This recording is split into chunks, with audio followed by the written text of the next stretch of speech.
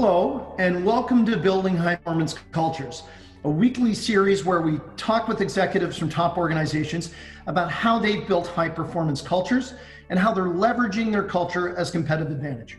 I'm Marty Parker, the President and Chief Executive Officer of Waterstone Human Capital, and my guest today is the President and CEO of WestJet, Ed Sims.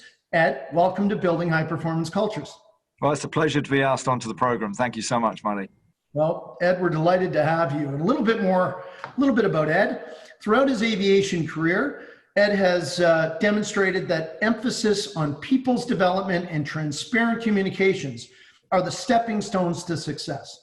And as President and CEO responsible for both the strategic direction of the company and the day-to-day operations, Ed leads WestJet's employees with the emphasis and the professional values of accountability, resilience, authenticity, aspiration, and humility. Now, Ed joined WestJet in 2017. Boy, does that sound like a long time ago. Normally it wouldn't, but as Executive Vice President, Commercial, and became the President and CEO in 2018.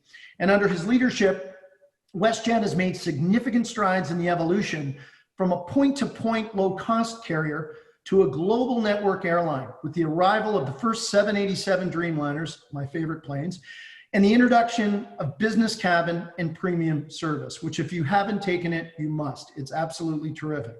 WestJet has continued to be recognized as Canada's favorite airline and as a national standout, I should say, in safety and operational efficiency, being named as one of North America's top 10 most on-time airlines for 2019. Now in 2019, Ed led the organization through the largest private equity deal in aviation history, with the purchase of WestJet by Onyx. And Ed started in the United Kingdom in the travel industry and has enjoyed a varied career spanning more than, should I say it, Ed, 30 years. No, quietly, money. Tourism and aviation across European, Australasian, and North American markets. And of course, WestJet is no stranger to Canada's Most Admired Corporate Cultures program, with the company being inducted into the Hall of Fame in 2015, and with Clive Beddoe, founding shareholder and the former chairman of the board of directors of WestJet, being received the Canada's Most Admired CEO Lifetime Achievement Award in 2018. I'll take a break. That's quite an introduction. Now, Ed, 2020 has been a difficult year for many, of course, but the aviation industry has been particularly hard hit. So can you give us an idea of what's been happening at WestJet during these challenging times? Yeah, I'll start at a higher level, if you like, Marty, and then bring it down to a more personal level. I mean, this is the equivalent of an asteroid strike, I think on the globe, because I've never been through a crisis that the whole globe has been going through together at the same time, but responding in such different ways. So for me, and as you said, those many, many years in tourism and aviation have helped to an extent in terms of I was with a company that went through a collapse post the Gulf War. I was with another airline in Australia that went through a collapse post 9/11. And since then, we've gone through the GFC, we've gone through SARS, Ebola, MERS, so many other major disruptions, Icelandic volcanoes. But this is like all of those brought together over a period of 8 months. So in terms of some of those values that you described earlier, the one that's probably been the most challenged has been resilience, because that ability for all WestJetters to shake off what happened yesterday and come back in the next morning has never been more tested. And if I bring it down to a personal level, I remember a Sunday afternoon, 29th of February, earlier this year. What I tend to do on a Sunday afternoon, I'm a pretty fun-loving guy, and I spend my Sunday afternoons looking at the booking flow from the previous week, trying to work out what I can learn from that and what does that mean for the week ahead? What does it mean for our operation? And I just suddenly saw this sea of red, and I just assumed our systems had crashed. And all I was seeing was this just huge wave of cancellations racing ahead of bookings. What I didn't know on the 29th of Feb was that we'd have 72 consecutive days of cancellations outstripping bookings. And for an airline man or woman, every single one of us, that is like driving down a highway at reasonable speed when your windscreen shatters, because you just lose visibility and you lose predictive patterns. You lose a sense of history. And so what we've been trying to do really since then is try to introduce stability, try to normalize our schedule, try to give people a sense of routine, rhythm, predictability in a world of chaos. And, it's just been every single day has been a different series of challenges. I bet it has. Now, how particularly, Ed, has WestJet been managing its culture, and how has the culture come into play, during this incredibly challenging times and circumstances? Well, look, I was particularly struck that you mentioned our founder and my former chair, Clive Beddoe, and I know from firsthand experience, he was so thrilled to be inducted into the Waterstone Hall of Fame. And again, like you say, it seems like many, many years ago rather than just a couple of years ago. But I can only liken the way the culture has responded over the last 8 months to the way that the culture was built back in 1996, when it was this strong sense of WestJet against the world. It was the little guy up against the big guy who'd been constantly price gouging and constantly pushing prices up in the way that a monopolist will. And that sense that we only had at the time 3 aircraft, we were flying to 5 routes, we had 200 staff. In a weird way, we're back from 181 aircraft to 30. We're back from 14,000 staff to an operating staff currently of 4,000. We're back, as we announced very recently, to a lower number of routes. We've tried to hold on to the 39 domestic routes that we've been very proud to serve the length and breadth of this great country. And we've recently announced pulling back from 5. So in many ways, it's almost like going back to our roots. We're rediscovering who we are. The culture has been phenomenally strong. I have been so moved every single day. We all have our own social media outlet. Mine happens to be LinkedIn, just because I can't live on Twitter. Otherwise I'd kill myself. But LinkedIn has been, I find, a really nourishing environment. And the posts that WestJetters have been writing as they leave the organization, and the one word they've used time and time again is gratitude.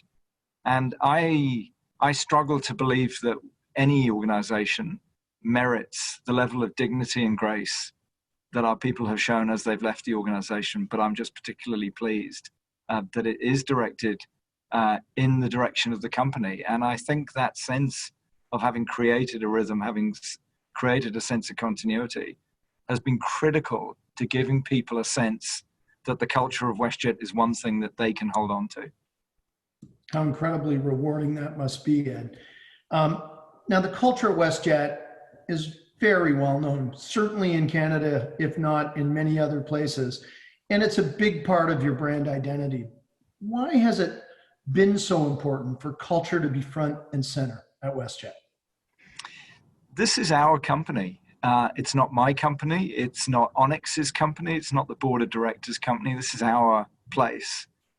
And I want every WestJetter, flight attendant, baggage handler, check-in agent, pilot, to come to work believing that they have got the autonomy to make a difference in people's lives. And it can be something as simple as, the pilot making his or her PA at the front of the aircraft, so that it's not a voice from God, it's actually a person. It can be as simple as that whenever I fly, I operate as a flight attendant. I often feel bad for the people in the back rows because my service is thorough but slow. But it's really important that everyone in WestJet sees me put on an apron, or sees me put on a bump cap and go and work on the aircraft, or go and load bags, or we spend time in the contact center. That side of it, that you never, ever ask someone to do a job you wouldn't do yourself, is in our DNA. And people will often say, and I think this, you've told already from my accent, I'm a new Canadian. I've only been here 3.5 years. But there was a very strong sense for me when I first walked onto the campus in 2010 that I was a WestJetter long before I knew what a WestJetter was. And, that's something that we work incredibly hard to maintain. In our recruitment, in our onboarding, and in the way that we bring people into the culture. And during the course of this event, I used to write a weekly blog to all staff, and I I called it Ed Talks. I thought that was hilarious. But I was the only person who found that funny. But the blog was very much a personal reflection on critical issues. So one week we might be writing about sexual harassment. We might be writing about Black Lives Matter. It's not just we've had a busy week and thanks for all you're doing. We write about issues, and we write about issues that are important to us. And one thing I realized early on was that writing a blog was a monologue. It was effective, but it was a monologue. It wasn't an exchange of ideas. And right at the start of the pandemic, we swapped the weekly blog for what became a weekly webinar, is now a bi-weekly webinar, where all WestJetters were invited to log in and actually hear me talk about the business, or hear me talk about Breast Cancer Awareness Month, or Orange Shirt Day for our Indigenous people, or a reminder that these issues like mental health, like the environment, are every bit as important as they were before we went into the crisis. So I think that switch from a monologue to a dialogue has been, another fundamental plank in maintaining that culture. Right, right. Now, as president and CEO, what do you see as your role in the culture, and particularly in a culture in leading an organization during a crisis? Yeah, I spent many years of my career in air traffic control, and I liken the role of a CEO to being an air traffic controller. You're there, you're not the pilot of the plane, bringing the aircraft home. You're not the captain on the pitch, you're the coach off the pitch. And an air traffic controller's role is about creating time around himself or herself. And I often reflect on spending one night when I was in air traffic control and I was talking to a young female controller, and I was watching her manage a 777 arrive into Auckland Airport at the same time as an A380. And I'll never forget, I asked her the question, I said, does that bother you that you've got a minute to keep those two aircraft separate with 800 people on board? And she looked at me and said, in a completely matter-of-fact way, she said, my only thought is, what do I do with the other 59 seconds? And that's a wonderful example for me of the role of a leader is to stay calm. The role of a leader is not to thump the table or shout or demonstrate emotion or demonstrate frustration. The role of a leader is to epitomize calm and tranquility. And in a crazy, volatile world where I think, depending on where you live in the world, our population can roughly be divided between the sad and the angry. The leader can't be either of those. The leader has to remain dispassionate, objective, passionate about the business, but not prone to displaying emotion. And I can tell you, that's an ongoing challenge every single day. I can relate to that, and very well described, Ed. You talked earlier about maintaining the strong culture at WestJet, but talk a little bit about how you maintain that through leadership changes, organizational changes, any external crises like the one we're dealing with now, and what have you learned about maintaining or even growing culture during times of change? Yeah, you mentioned my 5 values at the start, and one of those I think is authenticity. And I've always aimed that when the written word should feel exactly like the spoken word and vice versa. So when people get beyond the slightly weird hybrid accent that I've developed over many years, I think people feel that I use the same phrases, that we do create that sense of familiarity and consistency. But it's also setting patterns for yourself. I mean, one of the things that I've realized through this, Muddy, is how much time I spent, how much time we all spent on aircraft, or how much time we spent in hotels. And what I've tried to do is consciously take, maybe that was 20%, maybe that was 40% of my week. And the decision I took was, if I took that 20 or 40% to 1 or 2 days a week and channeled it into productive communication with staff, how could we reinvest that time instead of wasting or dispersing that time? And one of the commitments I made to myself was that everybody who emailed me in response to our webinar, everybody who posted a farewell notice on LinkedIn would get a personal reply from me. And that's been a huge conscious effort. And sometimes I find myself doing it at 11 o'clock at night quite regularly. But when you make that personal commitment, you can't break it. And coming back to the pandemic, one of the hardest aspects for me has been how rapidly the landscape has changed, how volatile it's been. And back in June the 24th, it was remarkable when we had to break the terrible notice to people that we were going to allow another 3,500 people to go, on top of 700 people who taken early retirement. I said, as we come out of this situation, as we look to recover, I plan to recall staff. And this week I had to tell staff that some of those staff I was planning to bring back on the 1st of November, I now know won't be able to recall. That's the side I struggle most with the job, is where you make a kind of an emotional and moral commitment to people that frankly gets taken away from you because we've had no government support. We continue to operate with border closures. We continue to operate with 14-day quarantine. We continue to operate with extraordinary price increases from airports and air traffic control alike. And if the business fundamentals were in a stronger state, then we could maintain the commitments that we made. But I really, really struggle if I find myself ever over-promising and not being in a position to deliver. And I do take that personally, and I think our staff recognize that I take it personally.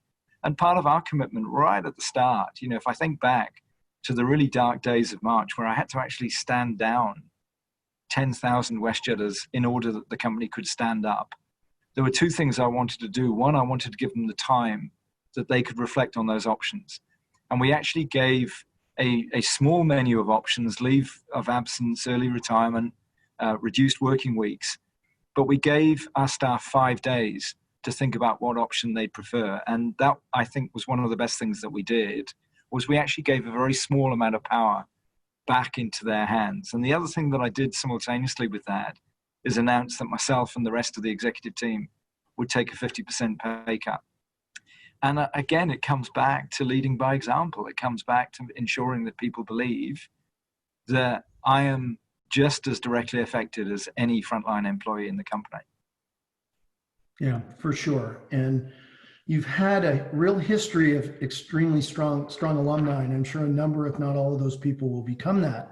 And on that note, the culture at WestJet, and I wrote about it in Culture Connection, a book I wrote in 2011 on this link between culture and performance, but the culture is really served as an inspiration. And in fact, you'll often hear WestJet alumni using what they learned working, in their new roles from what they took out of their days at WestJet. And it even comes up on occasion when we're talking with Canada's most admired corporate culture nominees who may have come out of WestJet. So how do you explain the way that this very unique, sticky is probably a good word, culture at WestJet has kind of permeated into beyond their experiences? And what lessons do you think people have been taking away from that? Yeah, it's wonderful to hear that people's sense of that culture is as vibrant as ever. I was talking this week with the Deputy Prime Minister and Finance Minister, Minister Freeland, and unbeknownst to me, and maybe I should have known, she was on a WestJet flight this week. And she said what was truly remarkable was that she was listening to the conversation of the flight attendants, and she said how warmly they spoke about the relationship with the company and how warmly they spoke personally about me. And I was stunned, almost emotional to hear that we have that level of connection. One thing we've worked really, really hard within the organization is to reduce spans and layers of control.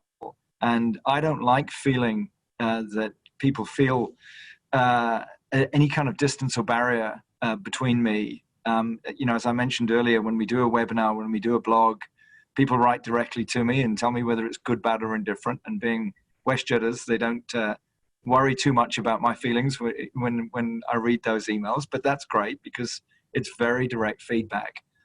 But, I guess that culture is perpetuated by always being consistent with the patterns of behavior that they can expect from us. I mentioned earlier, not giving way to displays of emotion, but actually being relatively predictable in the way that we communicate. I have an obligation to my people that they find out about what's happening in the WestJet world before they read it in the media. And in these days of social media and how quick Twitter and other forms of social media are to announce news stories, that becomes more challenging than ever. And that's why I have a pattern that I will look to communicate with our leadership team first, so that they feel in control of a new initiative or a new piece of information. And then I share it with our staff before they're hearing it from the public. But it really does come down, I think, to our frontline cabin crew, our frontline pilots, believing that this is their company. And until we privatized last year, 86% of people in the company were active shareholders. And I still want them to feel like this is their company. We may have one owner now on Bay Street, but in all other respects, the fate and the fortune of this organization is down to WestJetters. And I recently asked WestJetters to write to their local MP to re-emphasize the role of aviation in Canadian society. 250,000 directly employed jobs, 750,000 indirectly employed jobs, 3% of GDP. And I just said these might be good data points that you might want to share with your MP. I've got 4,500 active staff. We've stood 10,000 down. 5,000 of my people wrote directly to their MP. Now that's pretty powerful. It is. Because it says this is not just about my self-interest and, yes, we're pleased with the wage subsidy. This is not driven by people saying, I feel financially disadvantaged. This is people saying, how lucky are we in Canada to have two robust national and international airlines? And we risk losing that at our peril. And every single one of my pilots, every single one of my flight attendants, check-in agents, mechanics, feel that as powerfully and passionately as I do.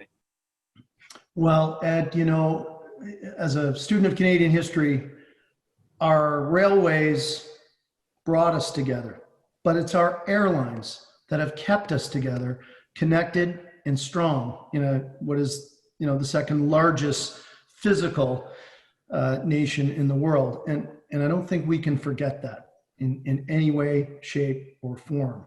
And I think as well, I know how important the kind of alignment and connection of WestJetters has been for so long. And I know that WestJet is a real champion of and the recruiting for fit model. I mean, it's our core business. We've been doing it for 17 years in and around, hiring for cultural fit and alignment. But talk a little bit about what you look for when it comes to looking for good fit and what the key attributes are of your high performance team members at WestJet. Yeah, it's a great question. We've got an extraordinary blend here of Canadians and new Canadians like myself, of aviators who have this smell of jet A1 in our nostrils and in our veins, and people who come from completely outside. So we really do spend a lot of time thinking about how people will integrate and fit with a very non-hierarchical, a very democratic, a very collaborative and consultative culture. And, it sounds cliched, Marty, and you'll have heard it many times, but that sense of attitude and behavior is as important, arguably more important than technical competence. I have some astonishingly technically competent people in every facet of the organization. But if they don't work collaboratively together, then essentially there are other organizations. There might be a red team in Montreal that there might be a better fit for that technical competence rather than focusing on the way in which we engage and involve each other. I've recently said, pre-pandemic, I said to each of my leadership team, you will spend 1 day a week, 20% of your time walking the floor. So that could be walking the concourse at an airport. It could be serving on an aircraft. It could be loading bags. But 1 day a week has to be dedicated to being visible amongst your workforce. That doesn't suit everybody. Mm-hmm. You get a whole bunch, particularly at a C-suite level or a bunch of executive level, quite like sitting on a plane being left alone and having a glass of red wine. For us, that time is time that we spend amongst our people. It's not downtime. And so I spend a lot of time quite rigorously challenging people's attitude to work And I'll let you into a little interview test that I quite often do. You know, I get 10 minutes into an interview and I'll have arranged with one of my team to bring in, you know, a drink or a cup of tea or coffee. And I can tell you quite honestly, if somebody doesn't acknowledge the person who's just brought that drink in, that interview doesn't go any further. So if you haven't worked in the service industry, if you haven't worked in retail, and you're not used to dealing with people who don't say thank you, then you're less likely to be a great fit within WestJet. What a great example, because interviews are interviews. And as we always say, you know, if you really want to see behavior, it's what happens in real life situations, which that very one is just an absolute perfect one. We do something a little bit similar to that. So thank you. Yeah, 100%. Yeah. You know, you're in a very distributed, multi-site, fast-moving, I mean, global business, if you will. So what are some of the challenges of building and communicating a cohesive culture, Ed, when your team is so dispersed, not just nationally, but internationally? And what have you and your team done to address those challenges? Yeah, you know, one of the bigger challenges for us is that we became collectivized 3 years ago. So 3 years ago, we didn't have unions on the premises. And since that time, we are now majority collectivized. So I think we've got the geographical and time zone communication challenges, but we've also got, you know, for the majority of WestJetters now, that sense of dual allegiance, that they've paid their dues to a union who's doing an excellent job of representing their interests while they are still WestJetters. So I think, you know, it really does, I keep coming back to this word consistency and reliability, but you know, I will deal with the union leaders and I will say, I'm going to talk to my staff in this way. You might want to think about how you talk to your members. One of the things that's most stunned me during the pandemic has been the extent to which our three external unions, ALPA, CUPE, and CALDA, have themselves been very much on the front foot lobbying Ottawa to say airlines generally, but WestJet in particular, needs your help and needs intervention. So I think in terms of how we work through time zones, how we work through geographical distances, you find what fits. And you find that at times it is the written word that perhaps is more enduring through those time zones or more persistent. And at times it is these one-on-one conversations and communication. And I think we've been very proactive in harnessing social media, you know, right through from our early stages of the Christmas Miracle campaigns back in 2011 through to today. I've got a team who are so alert to cries of distress or cries of concern from guests or from WestJetters on social media. So I think the ability to the ability to surface issues at a very early stage as they're first emanating, or to see that somebody in Grand Prairie or somebody in Deer Lake, or even somebody in Barbados, somebody in the UK, somebody in Hawaii, is passing a comment and making a judgment on the good or the less successful aspects of the operation, the ability to respond quickly to that. You know, I'll never forget when we first launched our 787 services in October 2018, and we were tracking the first bookings. And I looked at the first booking on our Dublin service, first on our Paris, first service on our London flights. And I went round to their house that night. I looked at the first bookings. They were all happened to be based in Calgary. So I went round to their houses with a little goodie bag. And, you know, I still run into people in Calgary who say, are you the guy who came round to that guy's house? And it's just ensuring that we remember those little gestures and remember to, you know, whether it's birthdays, whether it's tragic events in people's lives, if you think like a family, and families can fall out at times, but if you think and operate like a family, it doesn't matter whether your family's 14,000 or 4,000, that still governs the way in which you relate and communicate to people. Families do fall out at times, but they still think and act like families in some new, different ways. They don't forget, they take care, and they give a different level of consideration. And I think that's a really strong analogy, Ed.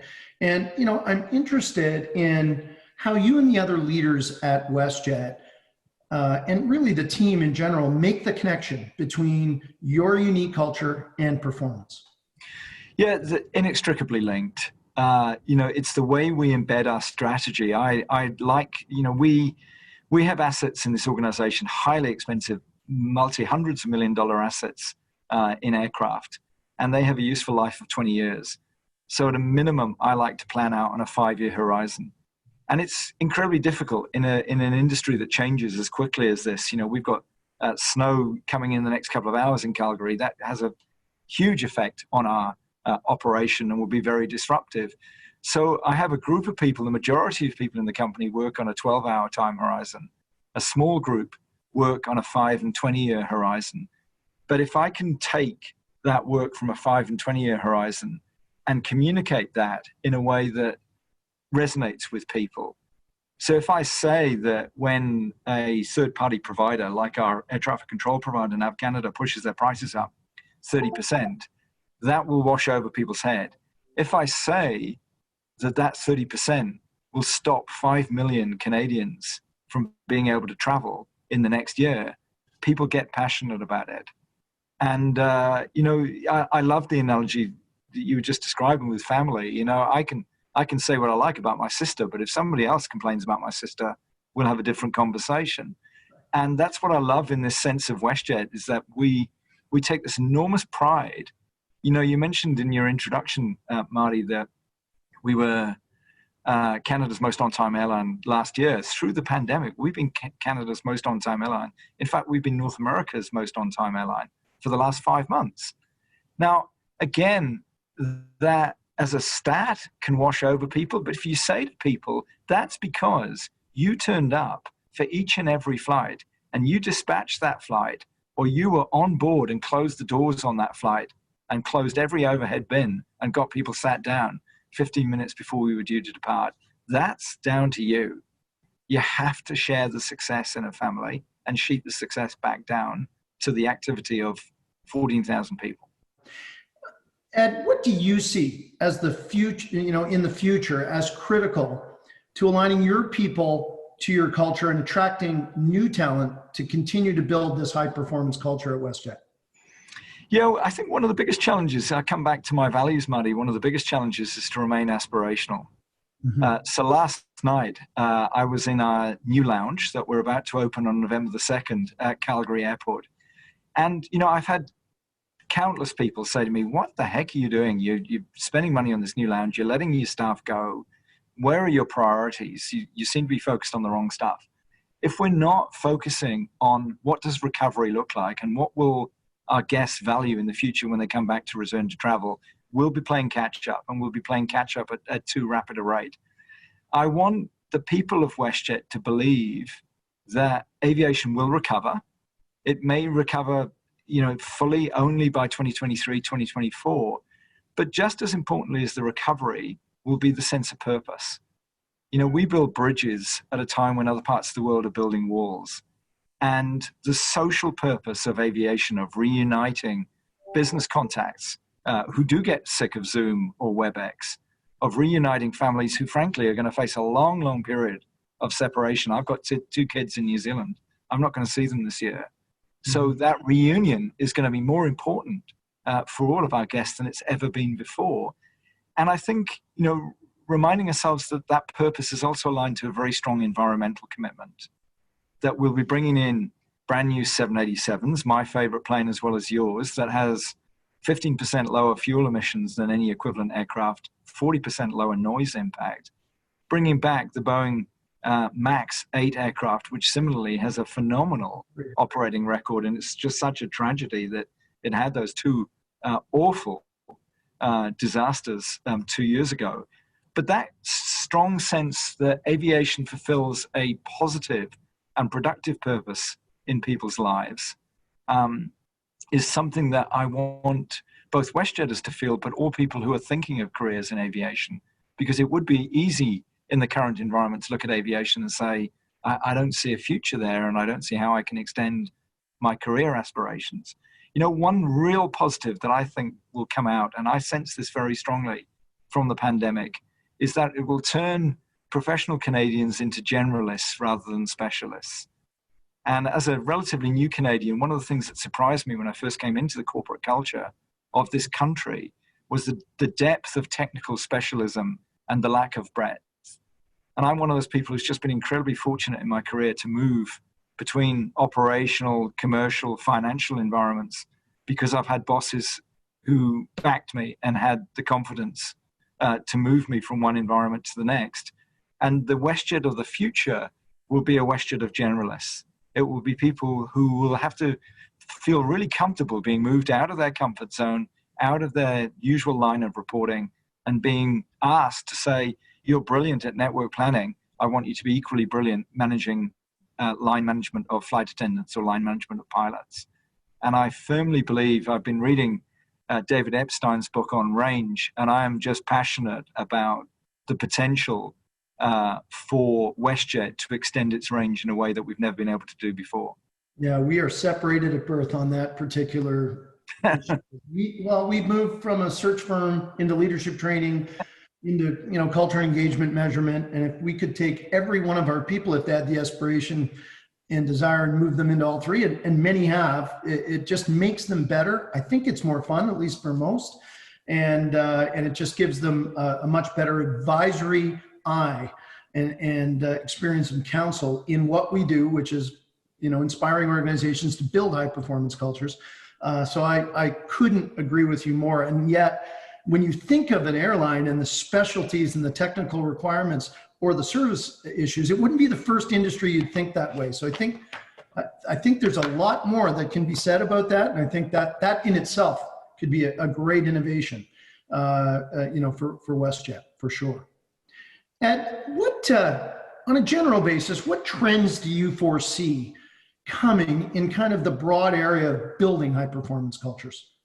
One of those is the one I just talked about, that I think, we all collectively as leaders in Canada, but in particular in the aviation industry, need to be more confident I characterize it, Marty, as talent up rather than talent in.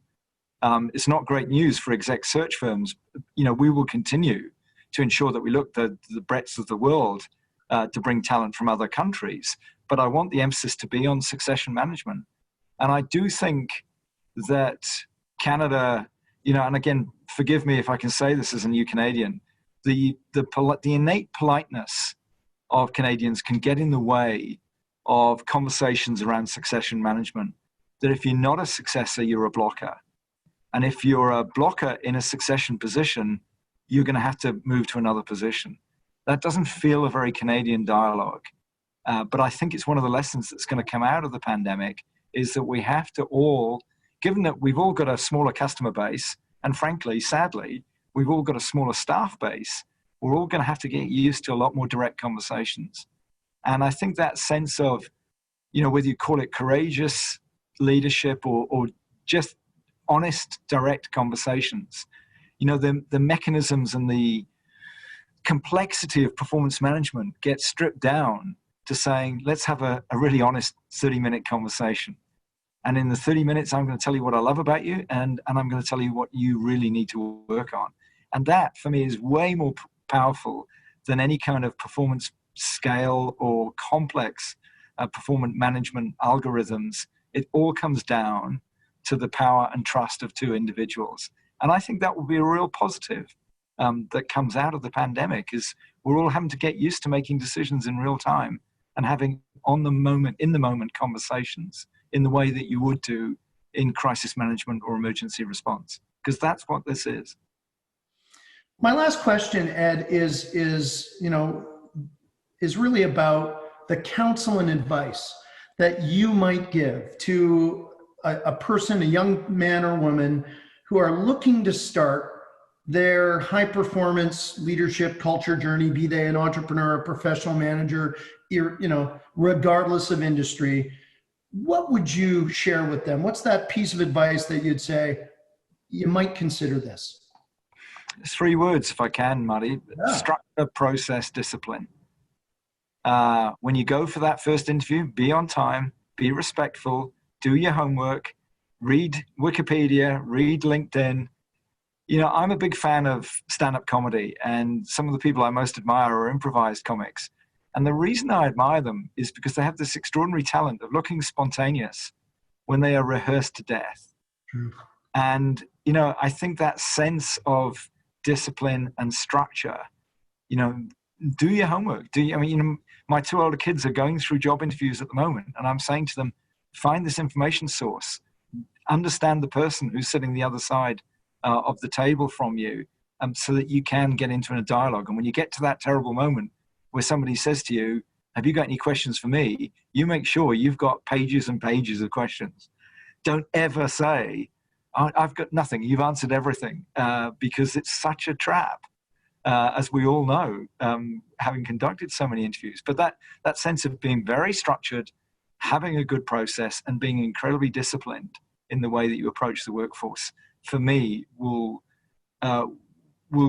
move people to a different level. And you can act spontaneous, and you can look like you're bringing anecdotes or bringing personal reflections out of thin air, but in reality, you knew exactly that at 37 minutes and 30 seconds, that was the anecdote you were going to use. I just want to kind of capture a couple of things and make sure that they're heard, Ed. And I know I'll use my words, which aren't as effective as yours. But what we've, I think, really heard today is leading by example, and not only heard, but seen Ed's truly authentic style of leadership in both delivering good news and, in more recent days, sometimes very challenging news, which leads us to this kind of courageous leadership of direct conversations and open conversations, which we heard from you. But, not to be lost for leaders particularly is this example you said of 20 to, even if you can, 40% of kind of productive time communicating, which also includes listening and really inspiring your team to spend a day a week in the field. This is not happening enough. And by the way, takes great structure, process, and discipline to do for all of us, as we are as much doers as we are leaders today. So I don't want to lose that. But perhaps nothing was more profound, I thought, than what you talked about in terms of confidence. And in order to get through, and we will get through these times, we all need assistance and help and support, be it as people or as industries, and probably no one more than the airlines and the broader hospitality industry as we endure these times. But to have confidence that we'll get through it. And confidence is one of the great things that is motivational to others who touch it, is inspirational for those of us who feel it, and gives us the ability to keep enduring, to fail, which leads to experience, which leads to other failures, which eventually leads to success, which builds more confidence over time. And I think we're not hearing that enough these days. And I want to thank you for reminding us, Ed, that confidence is going to be our way through this. So no, it's a pleasure, Marty. And I'd love people to read Rosabeth Moss-Kantor's book on confidence. Best book on the subject. It's kind of 20 years old, and it's still as true today as it ever was. It's funny. I read that book many years ago, and I was just reminded by one of our clients who's become a very good friend of mine, because I'd forgotten that I gave him that book. And he went quite literally at that time and, like the New England Patriots, the example in the book, kind of changed the look of the office, kind of rebranded the organization, gave people back that confidence that they needed, and I'd forgotten, but he has done it to a T and probably done it twice since. And you're absolutely right. Thanks for referencing it. It is a fabulous book. And for those of you who haven't read it, and some of Rosabeth Moss-Kantor's work since then has been fantastic. So yeah. On that note, Ed, I want to thank you sincerely, and on behalf of all, you're WestJetters, but we're water stoners. And from all the stoners, as we call them, from all of our clients, our followers and listeners and viewers of Building High Performance Cultures, it's just been an absolute pleasure to have you today. It's been my pleasure. I've really enjoyed the conversation. Thank you so much, Marty. Thank you, Ed. And join us next week for another episode of Building High Performance Cultures. And in the meantime, if you want to learn more about this topic, please visit waterstonehc.com, and may your future be bigger and more confident than your past.